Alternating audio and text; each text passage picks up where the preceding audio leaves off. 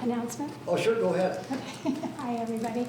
I just wanted to point out that we are now selling note cards with historical photos from Harney County. They're $3 each, and we actually have some Jackrabbit roundups. Oh, do you? Yes, and the other thing I wanted to point out, and maybe you all have a copy already, but our own Karen Nitz, who's standing right over there, our famous author, put this book together of photos and information about Harney County. This is also available for purchase. Okay, and now I turn it over. Okay, thanks. My name is Scott Thomas, for those of you who haven't met me.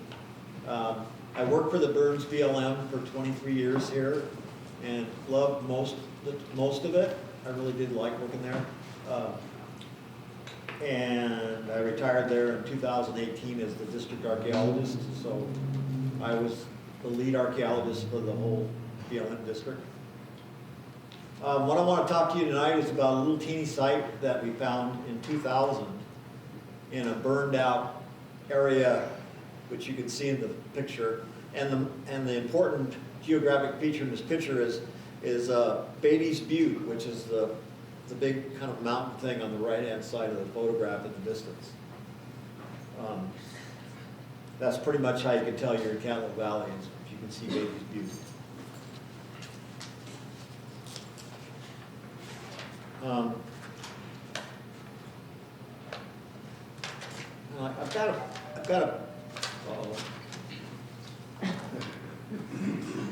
I've got a printed page. The next page is all text.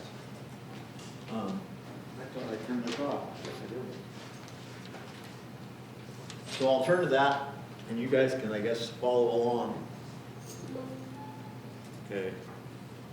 Arrow down. There. And I don't know if you can all read that from where you are. Probably not. But I'll talk about it. This site was, we called it the Jackrabbit roasting site, or the bunny site. That was the other short name for it. It contained much more archaeological data per square meter than most sites we find in the field. The data recovered at the site and during analysis of animal remains, stone tools, flint knapping waste are clues that can lead us to interesting interpretations about everyday life of the Paiute people who widely traveled this region. The site measured no more than 6 by 9 feet, was visible when we were out surveying. We saw it from probably 100 yards away because out in the fall, we're always out there in the fall because after the summer burn, then we go out in the fall and survey it. You can see obsidian flashing from, hitting the obsidian flakes from 100 yards away. I mean, it's really easy to find sites. Probably shouldn't have said that. Never mind. Anyway, we were on a fire rehab archaeological survey in 2000, Beatys Butte fire. Since it was so shallowly buried and in danger of blowing away, we completely excavated it. And the other thing was, this land eventually, it was right during the Steens Mountain Exchange. I don't know if you guys, any of you remember that, but basically we gave a bunch of land in Catlow Valley to Roaring Springs Ranch. And this was still on our property, but it was soon to be transferred to Roaring Springs. And also the wind in Catlow could get kind of strong. We had another site we worked on south of this place that was exposed by the wind, and if you leave them exposed like that for more than 6 months, you come back and the only thing left is anything that's too big to blow away. So it just totally destroys them. So we decided to do this and excavate it. Because the site is so small and shallow, we believed it's a one-time use camp. In other words, people came there, they had a campfire, they used it, they made dinner and disposed of the bones from their dinner and left a few items that they had with them, like obsidian flakes and shirt flakes and one tool, a scraper. It's a really small set of data, but it's got a lot of potential. One-time use sites can be very useful, and I don't know if I'm going to use my hands a lot on this one, but Most sites in Harney County are what we call surface scatters. They're on the surface, but almost all the time they're a mixture of about 3 different time zones. In other words, you could have stuff there from 10,000 years ago, you could have stuff there from 5,000 years ago, and you could have stuff there from 300 years ago, all mixed and blown and plowed, not plowed, but all messed up together. So they're really hard to unravel, especially if they're just on the surface. But with a site like this, when everything dates to the exact same time, it makes it so much easier to get the clues that you want to. You want to get clues to help you interpret what actually happened there. Does that make sense? Good. Okay. Many sites, yeah, as I said, like many sites on Burns BLM managed land are very large and all mixed up. The great thing about one-time use sites is the information you extract from the site was all discarded by the same people at the same time. The following are important clues found at the site. Now, some of these may seem kind of trivial, but for archaeologists, we get turned on by trivial things, I guess. It's part of our job. Clue number 1. Patrick O'Grady, who works at BLM here now, he was our faunal analyst, and faunal analyst means he studied bones that were left by the people that camped here. He discovered some interesting patterns in the bones found at the site. Clue number 2, my study of the grinding stone fragments from the site made it possible to understand how the rabbits were cooked. Plus, study of stone tools reinforced the idea that the rabbits were butchered on the site. And let's see, clue number 3, all the stone tools found at the site were associated with a specific type of activity, which refers to the last clue. Losing track here. Clue number 5, the study of stone. 4. No, I was on. Yeah, the study of the stone artifacts. Oh yeah, see, I renumbered this and I forgot to remember this. Yeah, clue number 4, the study of stone artifacts and waste flakes gave me some ideas about short-term travel. In other words, the route that where people came from when they came to Catlow Valley. It helps you kind of figure out where they were before they got there. And clue number 5, obsidian sourcing and obsidian hydration data.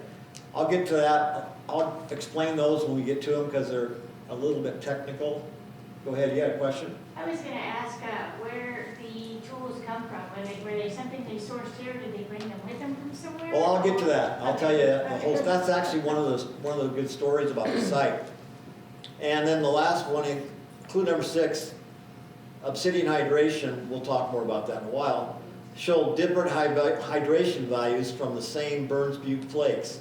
These differences allow us to speculate about how people procured obsidian and why. So, hey, there it is. This is a real quick one here. This is a map. The northern end is right at the Narrows, and the site is located kind of in south central Catlow Valley, southeast central.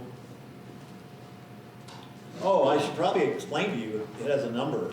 I don't know, most of you know what that number stands for, but 35 is the first number, part of it. 35 means that it's from Oregon. Oregon was the 35th state that entered into the Union. That's where they got the number. HA is out Harney County, and 3055 is the 3,055th site found in Harney County. And I think we're up to about 5,000 now. So, but it's been 25 years ago. Anyway, next slide. Okay, as you can see us all kneeling down, Pat O'Grady and Emily Mueller, who's on the right, and I are collecting all of the bone, obsidian, chert waste flakes, artifacts on the surface of the site. It looks like we're playing with marbles. I had several people suggest that. Or tiddlywinks, one of the two. You can see how small the site is and the burned wasteland around it.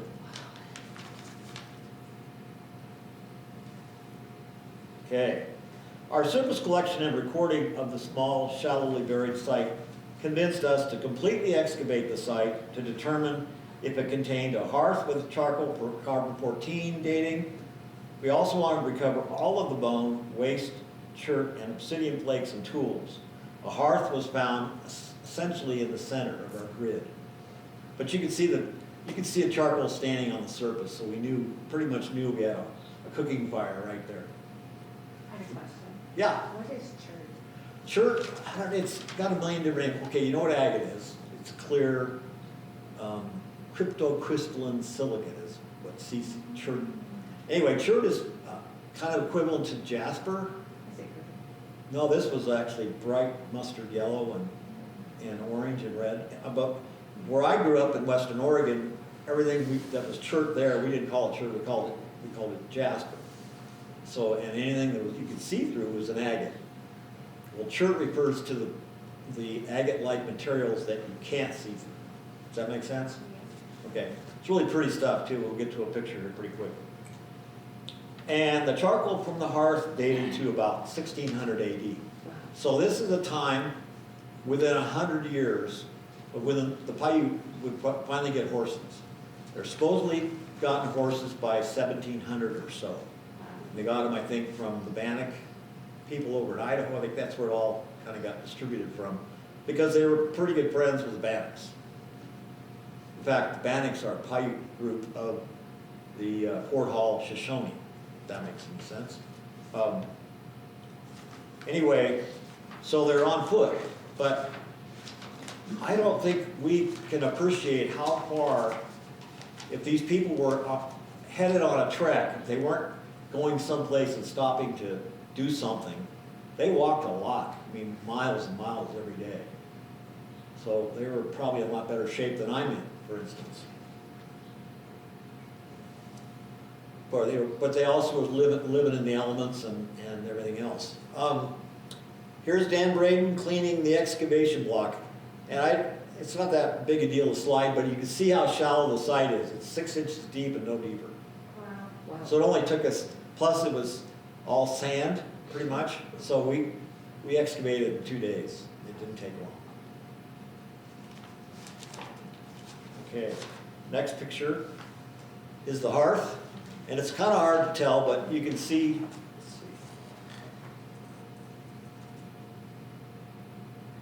Yeah. did I? Yeah.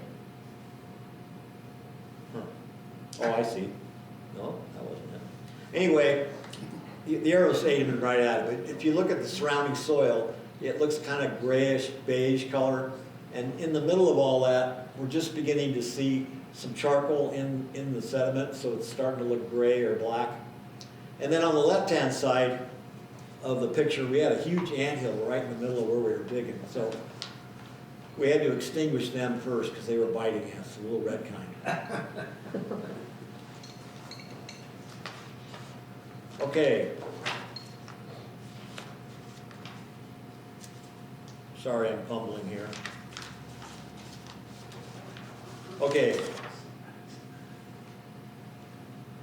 There's another small text, I hope you can read, but I'll go through it all.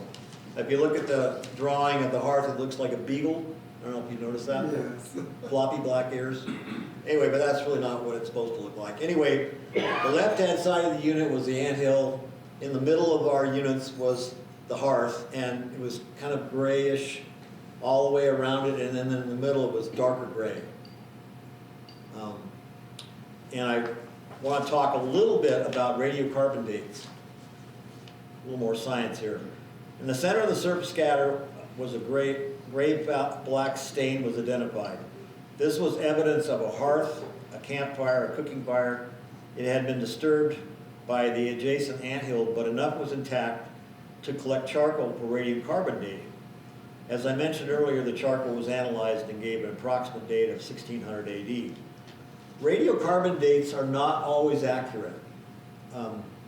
This can be a real bad thing for archaeologists that think they got it nailed and they get a date back that's just might as well not have sent the date in. This one is almost like that. And I don't know if you guys know plus or minus standard deviations and all this kind of stuff, but accuracy, usually the plus or minus on a radiocarbon dating, if it's below 50, it's pretty darn accurate. Well, this one's 87 years plus or minus. And it's such a young date to begin with that the site could have been occupied anywhere between 1485 to 1659. Not exactly a tight date range, but we still know that it was late in, before Euro-Americans invaded the valley. Now, I wanted to contrast this with the dates from Rimrock Draw Rock Shelter, which is one of the oldest sites in North America, 40 miles that way. Its dates were 18,250 years ago. Those are hugely old dates. But their plus or minus is only 50. Wow. So you can see there's differences in reliability of carbon dates. And one of the reasons that late prehistoric dates, like from 1,000 years ago to probably 1850, the reason the dates are so jumpy and weird and huge plus or minuses, apparently during that period of time, the cosmic rays that make C14 out of nitrogen-14 were fluctuating wildly in the atmosphere, which means usually they're more steady, and those cosmic rays they're really not rays, they're actually particles. They come from outside our solar system and they come from the sun. So we're constantly being bombarded, but they don't make it all the way to the surface, so we aren't getting bombarded ourselves. But at any rate, the amount of gamma rays that were making carbon-14 were really fluctuating widely, so you end up with a date that has a huge standard deviation.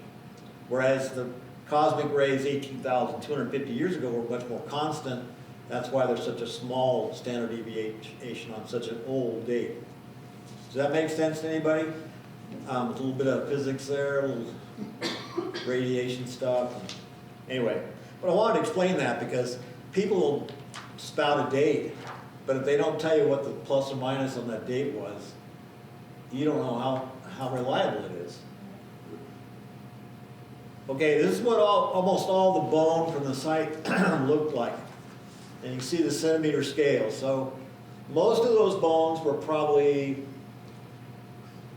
maybe three-quarters of an inch long at the most, and they're as big around as a rabbit leg or rib or whatever it is. They were rabbit-sized, but too fragmentary to tell which rabbit species was butchered, roasted, and/or boiled and eaten at the site. Only a small portion can be identified to the genus, and the genus is the first of the two scientific names, like or Homo sapiens. Well, Homo is the genus. So when Patrick looked at these bones, he could hardly find anything that he could use to identify into what kind of jackrabbit they were. He knew they were jackrabbit, but they're either white-tailed or black-tailed. Not that it makes that much difference, but. So that was just visually, he was able to do that? Yeah, he's got a huge collection, so of different kinds of animals, skeletons. So he's got a lot of comparison. And this is, I think this is size class 3, which means pretty little. Anyway, because the majority of the bones found at the site were this size, and this is my supposition, it is likely the bones were crushed and then boiled to extract fat and marrow. This is a real common practice, and I'll get to it later, but stone boiling in either watertight baskets or in pots in some cases in this part of Oregon was a common way to make what we would call bone broth. They would have smallish rocks in the fire getting hot. They'd have a basket full of water, and then they'd dump all these bones in there and boil them by moving hot rocks in, cold rocks out, back and forth, back and forth. They used tongs, I'm sure. They would end up creating a bone broth like we could buy at the store today. Although in this case, it would be made out of rabbit. But that's where most of the nutrition of an animal is, at least fat. These people needed fat because a lot of the animals they hunted and ate were lean. They weren't like well-marbleized steak.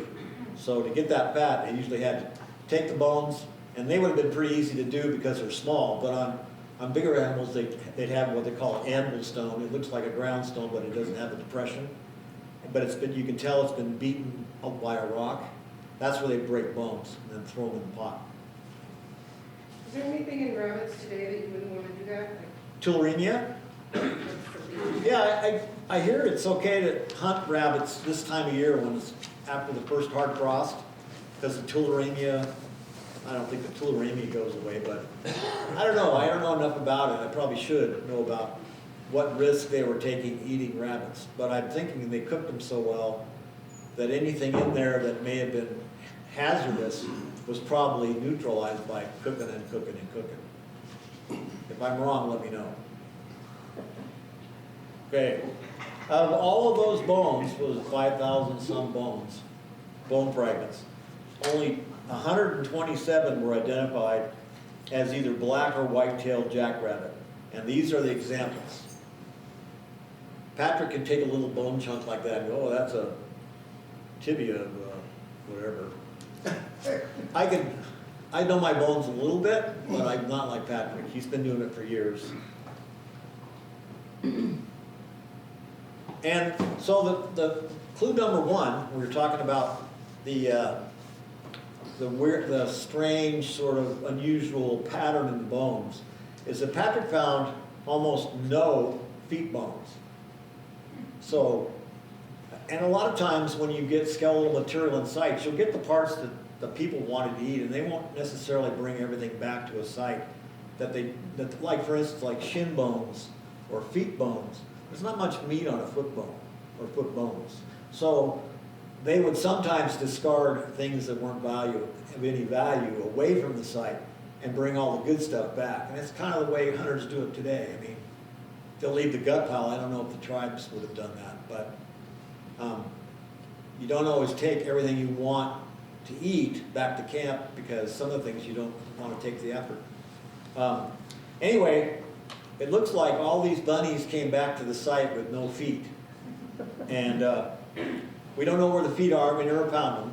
But, you know, the first thing I thought of when I was writing this, I don't know why I didn't think of this 20 years ago, but, you know, when I was a kid, people carried around rabbit's feet for good luck.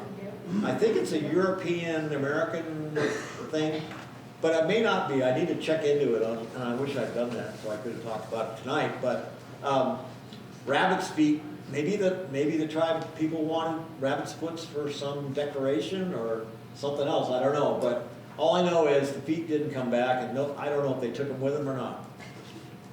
And that was sort of a serious question in whether or not the tribe had some sort of Lucky rabbit friend. Yeah, but then I'm skipping ahead, which I always do this, and I end up repeating myself later, but in the fall, and I think the site was occupied in the fall, all over the Great Basin, including Harney County, rabbits start congregating in the big valleys.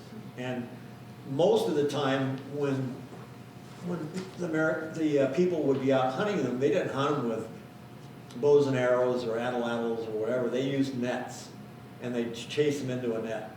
Kind of like the picture of a bunch of rabbits running around a corral down, probably taken in Catlow Valley, because during the 1920s and 30s, the rabbits were just thick down there, and I don't remember what the bounty was, but you had to give them a pair of ears and you got 5 cents, or? 5 cents. Was it 5 cents? Yeah. So, you know, these rabbits have been a problem for people trying to make a living for a long time, so the best way to take care of it is eat them. So how did you determine it was most likely the fall? well, because that's when they congregate. Usually the rest of the year they're more solitary or a couple together, but in the fall they really collect up in lots, and you can basically organize everybody and get them chasing them to the net, and then they club them to kill them. That would be fun to watch, I guess. Well, not real fun. Okay, the next slide is kind of a boring table slide. I don't like table slides, but you sometimes have to do them. This is the analysis that Patrick O'Grady did on the bones. And we call it faunal analysis. We use a lot of jargon in archaeology like any other, you know, subset of science or whatever. So I like to explain what faunal means. You guys probably already know, but I wanted to make sure. By identifying which bone and how many are represented in the collection, we can determine the minimum number of individuals that were consumed there. And by his analysis, there were at least 7 rabbits roasted and or boiled and eaten at the site. So I suspect there were a lot more than 7. And they maybe have stayed a day or two to hang some on a drying rack and dry some of it. But 7 at least. Here's a picture of this is a picture of a supposedly black jackrabbit. It might be a white one, but the only difference is, I think, is the color of the tail. So, Another question about the previous slide, yeah, just sort of counting up how many each there were, and it looked like there weren't a whole lot of, looked like there were a lot from heads? Yes, Am I- yes. Okay, And I don't know, and not much from, I don't know Rest. if it would have been an elk or a deer, head would make sense because they would keep the brain for tanning. I don't think they tanned rabbit hides. I know they must have scraped them and got all the meat off the backs because they made robes out of rabbit fur. So they were valuable that way. They made moccasins out of it. Yeah, I mean, they use rabbit fur for a lot of stuff, so, Yeah. but I don't think they actually had to tan it and then use the brains to tan it and then smoke it like a lot of people do with deer hides and stuff. But yeah, I mean, any speculation as to what happened to, like, the humerus or the, because it just looked like there were a couple pieces of humerus and a couple pieces from well, the when you lower start leg. looking at the rabbit, Yeah, you want it, it's kind of like a chicken. I mean, you get close down to the bottom of the drumstick, there's not much there. oh, so they And would have, so they may not even have, they may have broken it a little higher than we thought. We thought they broke the legs more down by the ankle. But, and they aren't, the anatomy isn't the same, but you want the meatiest pieces to go back to camp.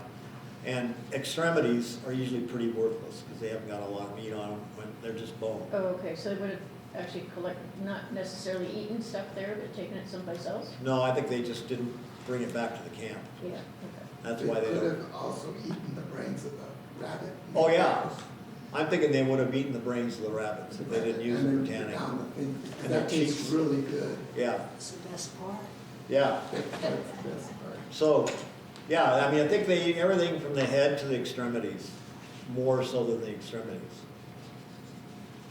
And also the white tail has a little bit more chunk on the bottom. Oh, of bigger thighs? On the thighs than the black.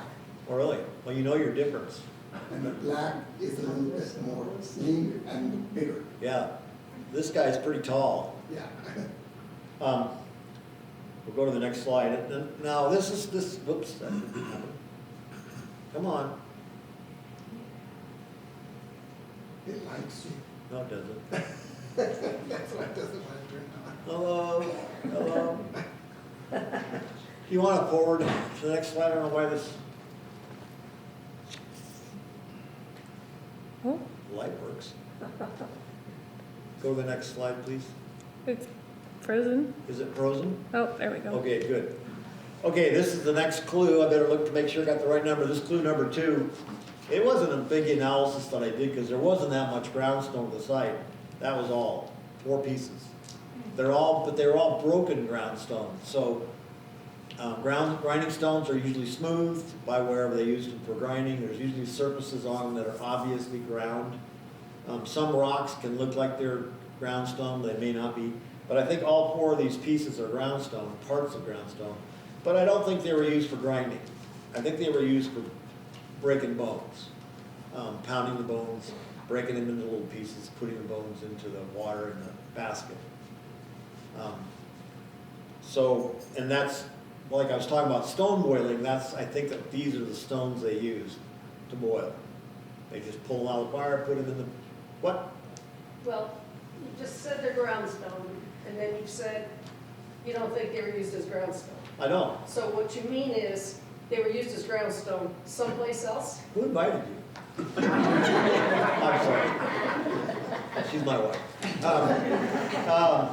I think they were scavenged they would go and get, Thank you. and that's one of the things that happened at this other site I talked about a little earlier.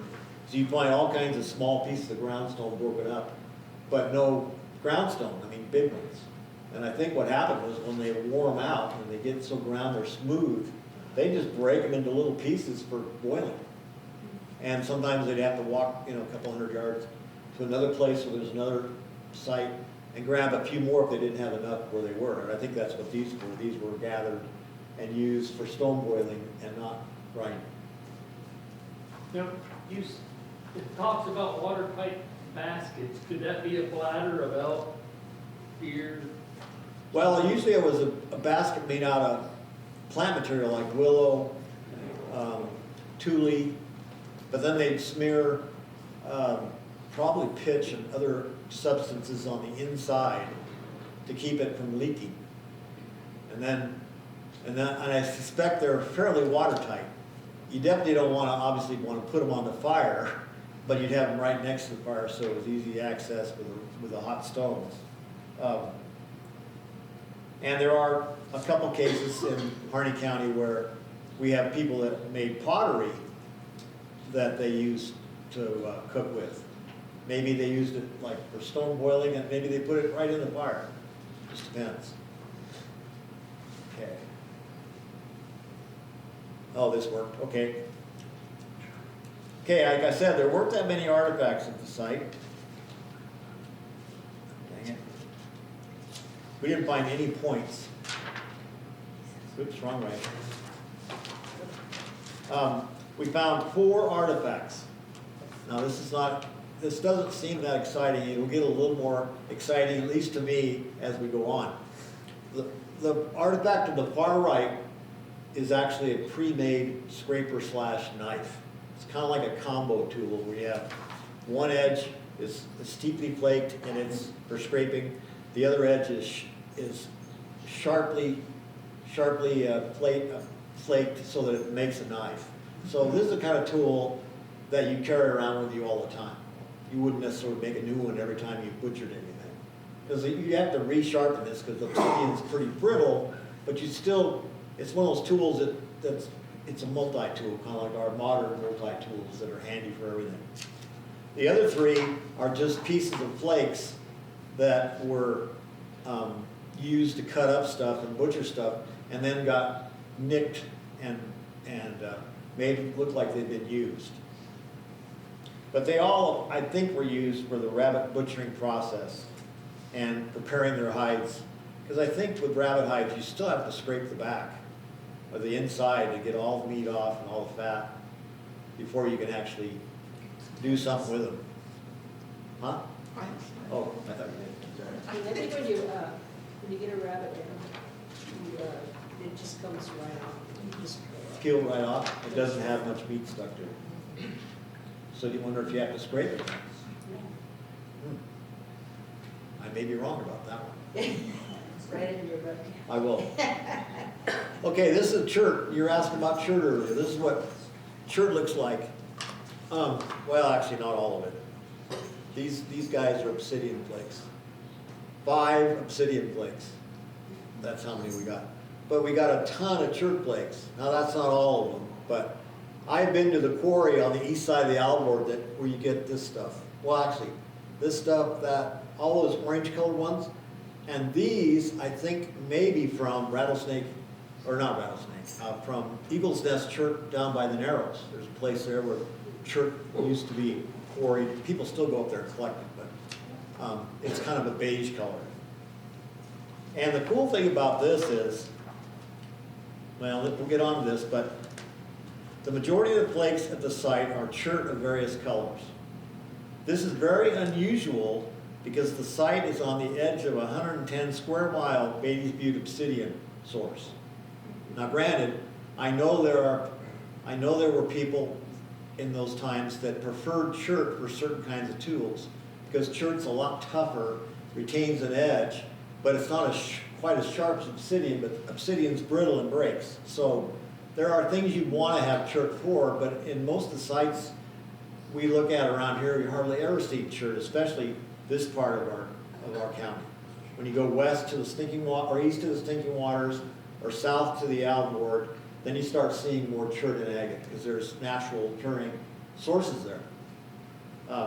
So we think that before the people, or I think, I should say we, I think that the people, before they came to this site in Catlow Valley, their last big stop was in Alborg Valley, which means they had to walk over the South Steens, which is, and they probably collected foods, they may have collected other things, they camped.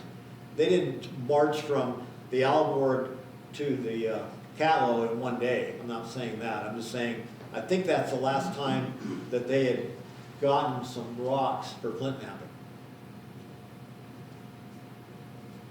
Okay, the next one is another table, sorry. I don't know, I'm gonna stand up and point out stuff. Okay, this is a source designation for all the obsidian flakes that we, and tools that we found. This is the height, what they call the obsidian hydration measurement on one side, and then on the other side of these same flakes. So now that you've seen those numbers, you'll see that, first of all, you'll see that Beatys Butte is a big player down here. We have one flake of Beatys Butte, 2 flakes of Beatys Butte. Everything else, almost everything else is Beatys Butte, except for the tool that you carry around with you because it was handy and you didn't want to throw it away, and it's from Glass Buttes, which is way west of town. So it's a huge area where these obsidians came from.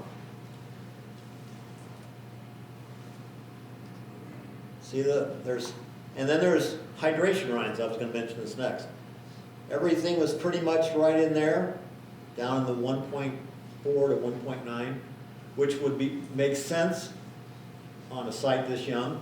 But there were some other flakes that had these numbers on the other side, and I'll explain in a few seconds what I'm talking about. But you notice a huge gap between these two. This probably represents 5,000 years ago, and this probably represents 600 or 400 years ago. And this is, again, one of the clues that we got from the site that helped us figure out maybe what was going on there. Okay. Obsidian sourcing. We'll talk about that for a minute because it's technical again, it's physics and chemistry. But every obsidian source has a different chemical composition, which means that they essentially have a fingerprint. So if you took a bucket of obsidian flakes from Harney County and sent them to the lab over in Corvallis, they could tell you almost, there's a few unknowns, like there's one unknown on our list, but almost everything, the results that came back would tell you where all these flakes came from. So that means that, generally speaking, at least in Harney County, there's so many obsidian sources, and there are in Central Oregon, that people didn't actually walk to sources to get obsidian. They were out already doing their thing, living their life, and they'd come across an obsidian source, get their obsidian, and then move on. That was the way things pretty much happened here, I think. But anyway, obsidian has this unique chemical composition, every different obsidian, and they use an X-ray refraction technique to figure that out. That's about as far as I can go describing what X-ray diffraction is, but go ahead. When they date the obsidian, is it dated when the obsidian was knapped? Yes. Okay, so they. Okay, so when that rock was broken, that's when that hydration rind starts to grow. And that's what I was going to say. Let's see here. One artifact, okay, the source from Burns Hines is the most common at the site. Well, Burns Hines from Catlow Valley is a long ways. Yeah. So it's surprising to see people in Catlow Valley, a stone's throw away from the Beatys Butte source, having almost all their obsidian coming from Burns. That is a weird one.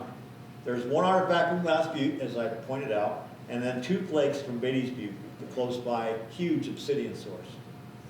These clues tell me that the group had been first to Glass Buttes, and that could have been a year earlier, and then Burns Butte second. Let's see. They then ended up in the owl board to get good quality chert, and finally made it to Catlow Valley, where they had just begun to utilize the Beatys Butte obsidian. So they made this, and I've got a map coming up, but they made this Glass Buttes to Burns Butte, to the owl board, and then into the Catlow.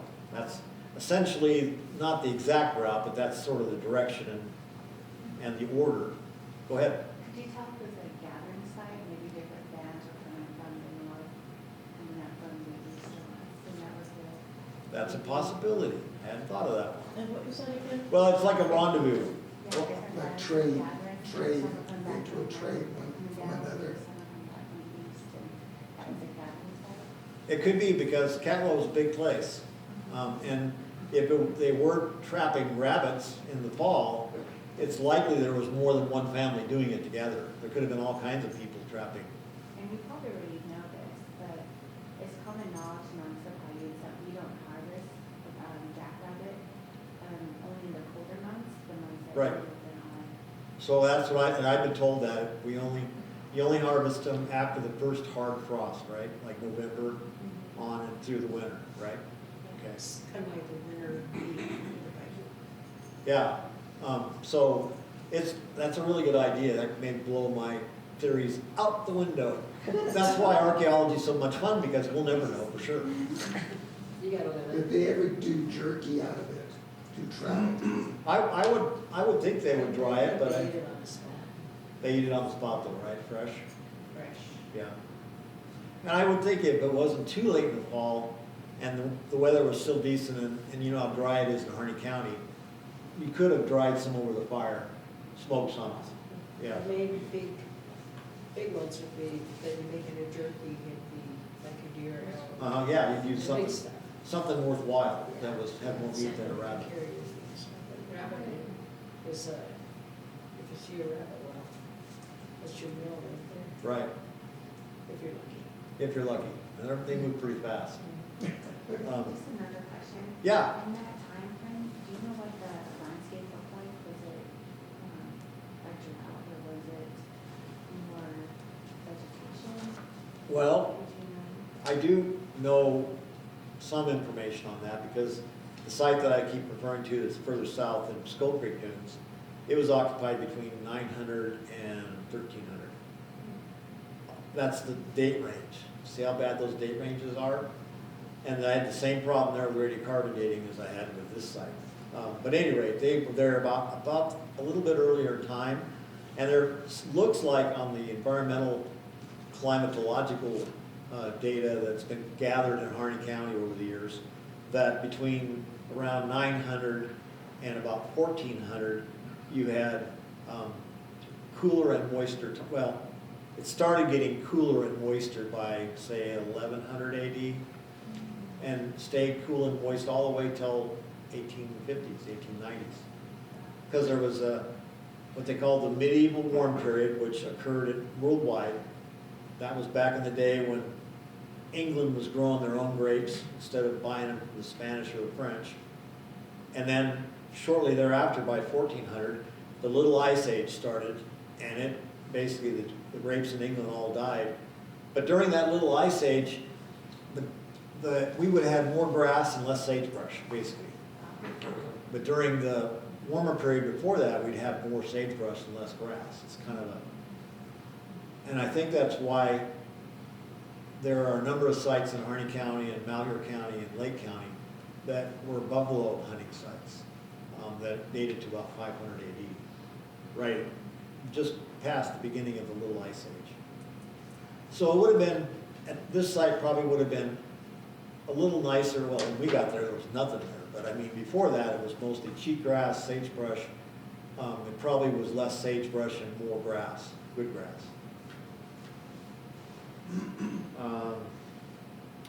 Just looking at my notes to make sure I don't repeat myself.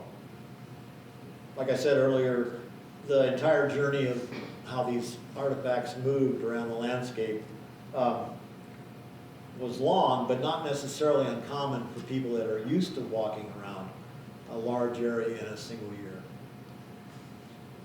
I think I read somewhere that the amount of acres within a circle of movement for a year during that time was about 60,000.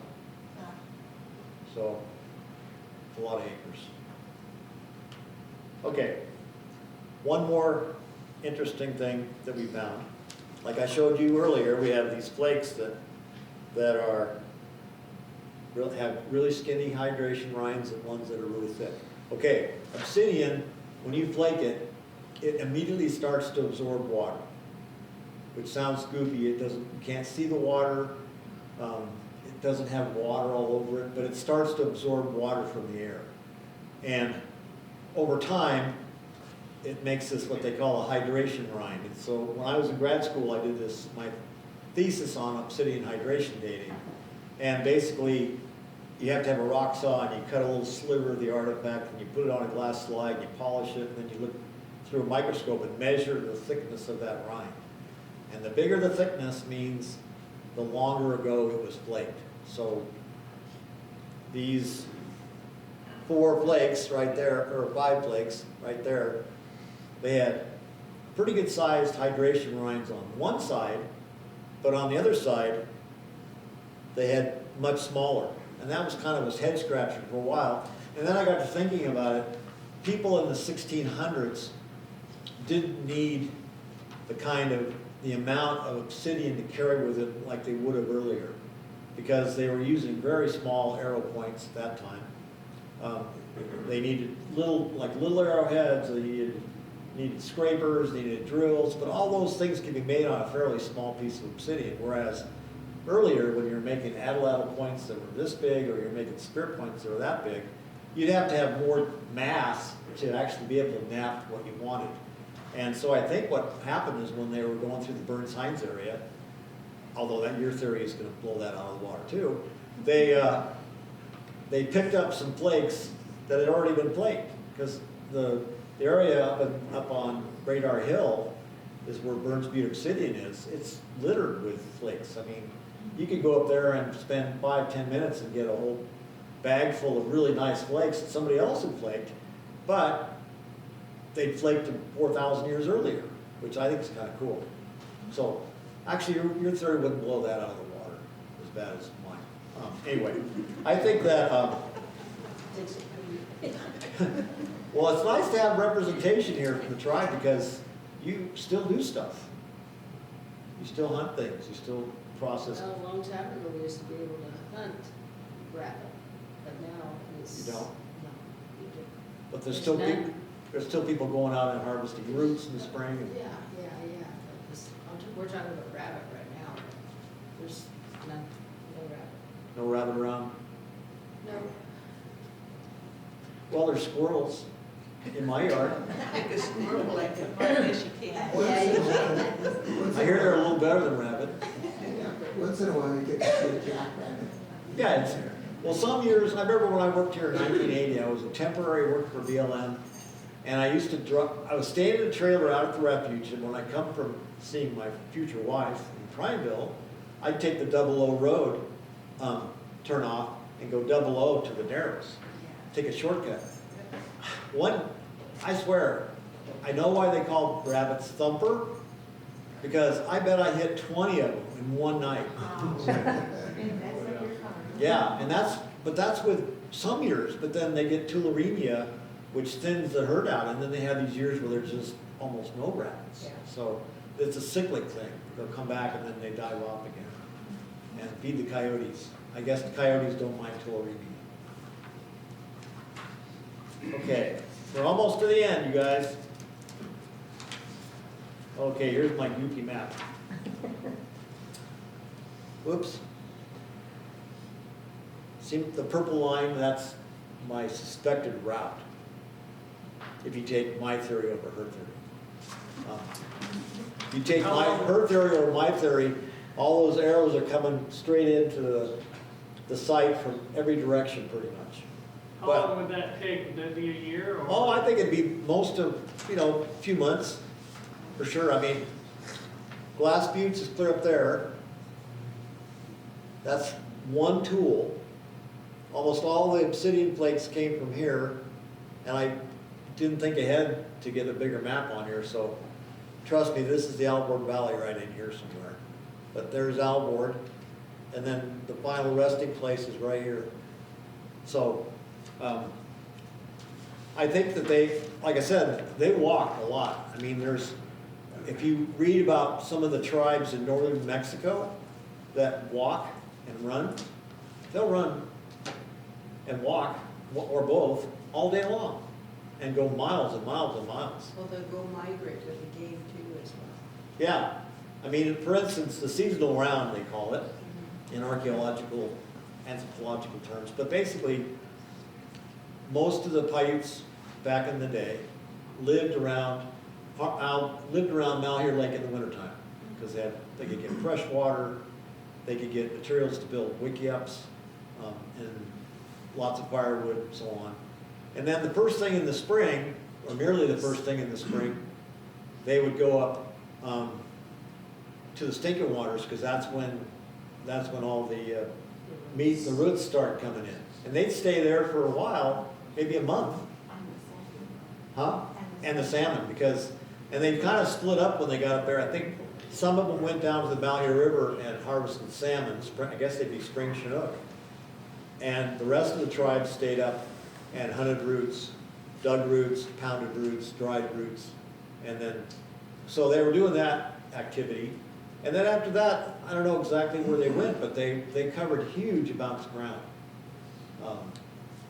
Was Harney County a closed basin then, or was it? Yeah, it's been, but it hasn't always been closed. Correct. 10,000 years ago, there was a volcanic eruption down by New Princeton, where a lava flow flowed across where it would be the South Fork of the Malheur River, and that plugged it up. After that, well, except for occasionally there'd be an overflow of that obsidian flow.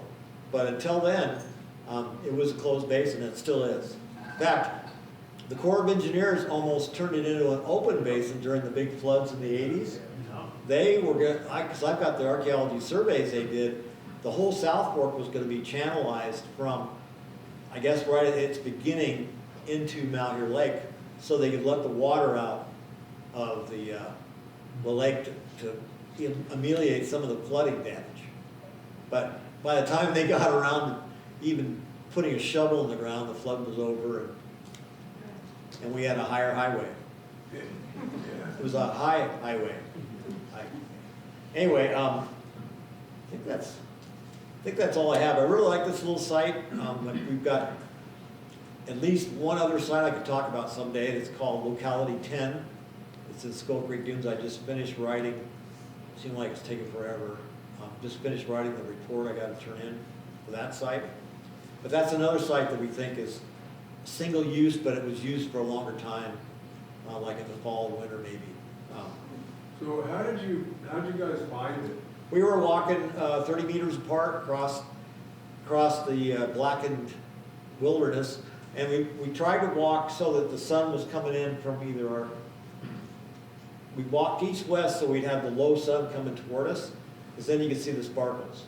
And you can see like can and bottle scatters too, really easy, because that glass just twinkles, and way better visibility obviously than when you're doing it when there's sagebrush and grass. How much time did it take to excavate an area like that? It was only 2 days from beginning to end, and the site at Locality 10 was 2 weeks, and because it's only buried about 10 inches deep. So, but we really wanted to capture this because we were going to lose the land, and within 6 months the wind would have taken everything away except for the bigger pieces of stone. A lot of the flakes would still be there, but what you'd have is a bunch of flakes, a few stones, and maybe a bone fragment or two, and that would have been it. Everything else was gone, including the charcoal one. So we've done that twice. We don't really excavate much. The University of Oregon Field School usually does most of that for us, but occasionally we see something like this, we'll take it. But then someone's got to write it up. This I wrote up early. I wrote it up right after we found it, but I have a few more writing projects I got to get done at home before I end up in my walker. Now, could these guys say use the place out by Riley, or Oh yeah, they could have stopped there for? oh yeah, because there's an obsidian source just up the hill going south from Riley. In fact, I walked that quarry quite a bit looking for stuff, and I found what I think are the flakes that you make when you're making Clovis points up there. But there's all all the last maybe 18,000 years of prehistory has all been left there whenever they were working those quarries. But they lived, I mean, this land is not necessarily abundant in its riches, but it's fairly abundant, I think. But obsidian in Harney County is very abundant, both in the forest all the way to John Day and all the way beyond the Nevada border. So, It's all volcanic. yeah, I mean, it's all obsidian, basalt, or obsidian or basalt. Was this a very small group? I think it was probably a family or maybe an extended family, like a couple families together. But if it turned out it was a rabbit drive, and we didn't find any evidence of that, but if it was a rabbit drive, there could have been a lot more people there from all the surrounding areas. I had a question about nets. Where would we find nets? And I can't remember exactly because I haven't read these documents in a while, but the Catlow Cave report and the Roaring Springs Cave report, I don't remember if they mentioned nets, being fine nets. But you wouldn't find any netting anywhere outside of a dry cave. It'd have to be in a dry cave because otherwise it'd rot away in a couple of years. So that's, but they made nets up probably out of dog bait, right? Yeah, because that's the toughest one. Man, can you imagine making one of those nets? It must have taken them forever. I'd use saber. Yeah.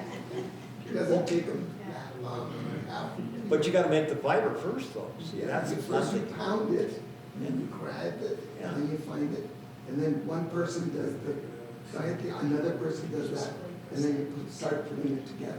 Yeah, I think it's one of those deals where they had Yeah. more time in the winter just trying to stay warm in their wiki-ups. Where they didn't go out much because, you know, there's things you can hunt in the wintertime around here, obviously, so they would do that. But you couldn't really gather much. And so I think they spent a lot of time in those wiki-ups making things like baskets, making nets, with whatever materials they were used to making them with. Which I think would be kind of fun. I wanted to build a wiki-up in my vacant lot and sleep in it one time on a cold night. They're warm. Yeah, that's what I heard. I hear they're really warm. But I'd have to get a couple truckloads of tules to do it. Because I'd have to make all those mats. Anyway, Could be easy. fantasies of an ancient archaeologist. Well, let's do it. Yeah. I started at the Archaeology Roadshow, I think it was the second year. I went out and got all the right length willows, and we used a digging stick to make a hole in the ground, put the poles in. We got one sheet, I think we got one mat up. We made one mat and hung it on the side. That's as far as we got on the wiki.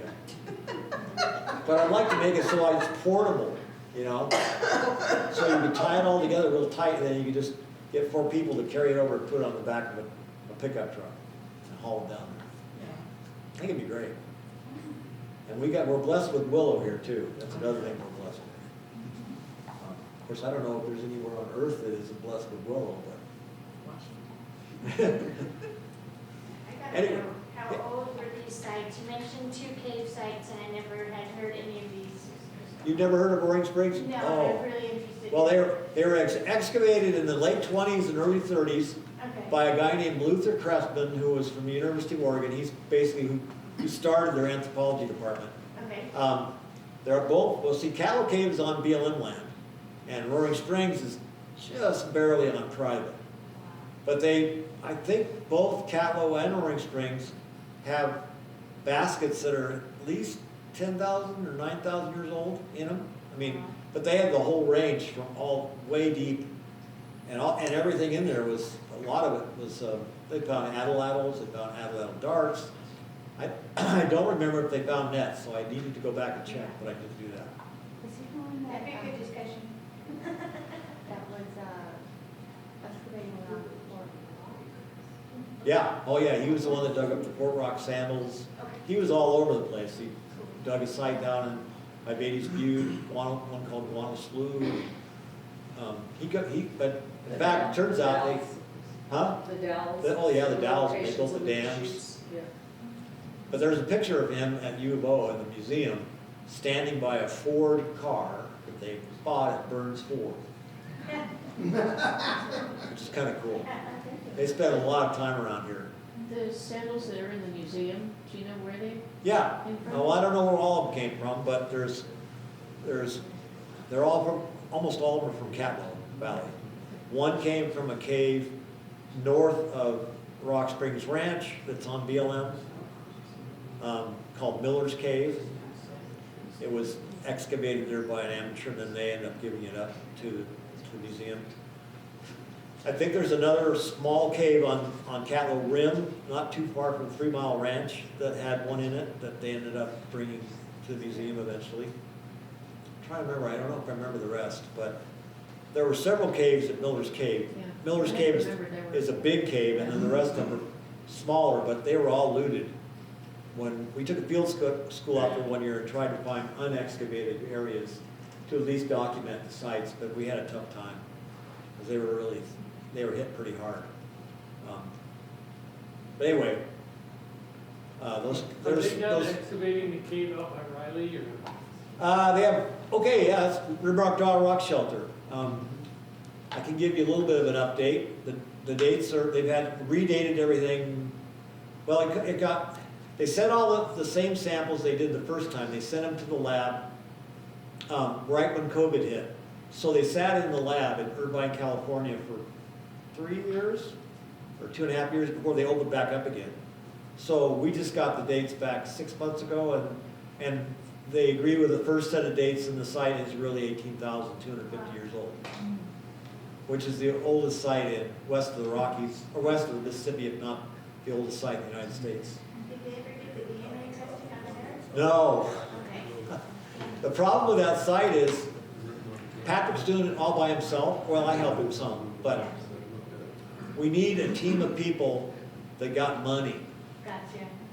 And when you have DNA out of the hair, when you have DNA, it's like $1,500 a sample. Wow. If you want to test a bunch of different animal hairs and human hairs, the money really adds up. But there are tons of people worldwide that are interested in when people got to North America. Yeah. And this is the oldest DNA so far found in North America. So if they have follicles on them, when you pull your hair out, the little bump on the end, if they have that on there, they have DNA. So I think what's happened is the word hasn't got out to the right people yet. Because I know there's people in Denmark, and there's a lab in Denmark that they did all the dating for Paisley Cave, which is the one that U of O worked on over by Lakeview kind of.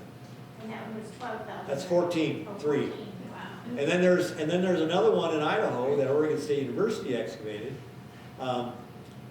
Blanking on the name right now. Cooper's Ferry. They have dates from 16,000 there. So, you know, it wasn't that long ago before everybody thought there was nothing older than 12,000 years here. Well, the envelope's getting pushed further and further back, and I think there's enough cases. And then there's footprints in New Mexico that have dated to 22,000 years ago. And I believe them, they did a great job getting the dates. So anyway, you were asking. Oh, yeah, it's actually about the Rimrock. I seem to recall that when Pat made that presentation at the Elks, At well back, the he road was show. showing that lovely tool they found in the bottom of the hole, right? The orange That agate was- tool. That was an orange, so do you know the origin of that stone? That's another mystery. I had never seen, that's actually what they call carnelian. Okay, That's so it. it wasn't the chert, it was No. not the same thing as this, No. okay. But there are other flakes of the same chert in the site. So we know they brought maybe a bigger piece, because there's another sort of tool that's got made out of the same orange agate, which is carnelian. But we don't know where it came from. The closest carnelian is in the Otrico Mountains north of Prineville. So it may have been that close, but we don't know of any source in Harney County or Malheur County that produces that beautiful orange agate material. That's the first multi-tool. And that's dated to about 1505. So, and there were bison teeth below it. Oh, they had a misidentification on what they were calling bison teeth turned out to be horse teeth. Okay. Ancient horse teeth, but still horses that went extinct in North America and then lived on in the old world and then were brought back by the Spaniards. So this would have been long before the Spaniards got a hold of them. So it's still kind of neat. I mean, either way, horses, bison, but there are bison remains there too. So one other thing, he's got about this much left to dig in the bottom of a unit, and they tried to dig it 2 summers ago, but we had all that rain. It was a wet winter, and all of those trenches were full of water when they got out there. So they waited and waited and waited. It took almost 6 weeks for the water to drain out and dry up, because they can't excavate when it's mud. Right. So they had that little teeny bit, and I don't know how Patrick's going to be able to do it now that he doesn't work for the museum anymore. He works for BLM and Burns. You would think it'd be easier. I don't know. But I think that's all I had. I don't think there's any more